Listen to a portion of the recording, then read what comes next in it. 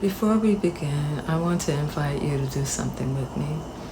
I call it a soul check. Remember the last video I did a soul check?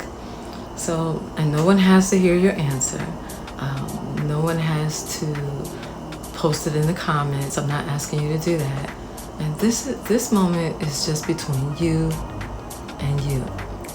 So let me ask you, how is your soul doing today? I mean, really. Not your bank account.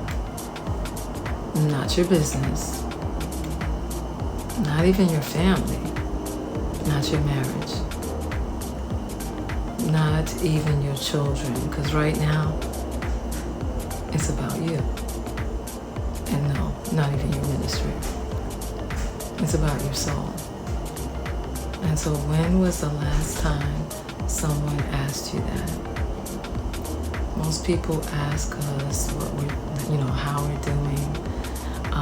Very few people ask us about how we're becoming.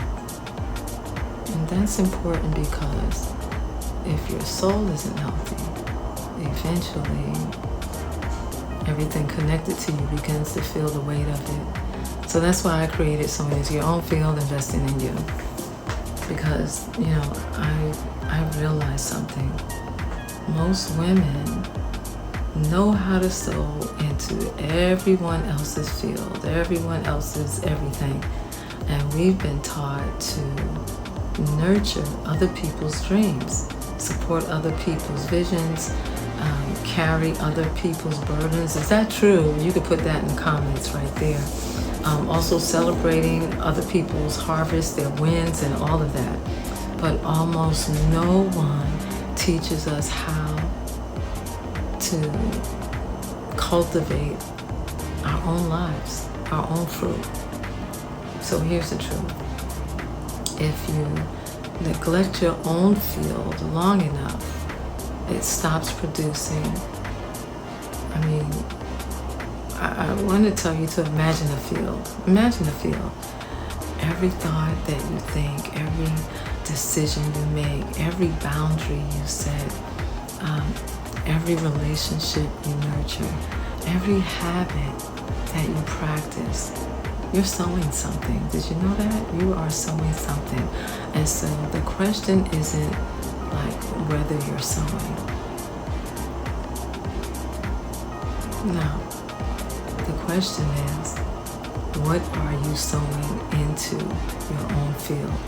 And today we're going to begin with one of the most neglected parts of that field. So you're probably wondering, why does the soul matter? Because your soul influences your experiences, every area of your life. And it's not just your mind and your emotions, but I want to say when your soul is healthy, you make better decisions, you deal with disappointments better. But when your soul is neglected, everything begins to get heavier. Your relationships, your joy fades, things are just not fun anymore, and you kind of feel empty. So, for instance, you can have money and still have an unhealthy soul. You can have a successful business and still have an unhealthy soul. You can serve a ministry and still have an unhealthy soul, beloved. You can smile in public and still have an unhealthy soul. That's why soul care is not optional, it's foundational. Think of your soul as the roots of a tree. People admire the fruit, the branches, but the health of the entire tree depends on what no one can see. It's the roots.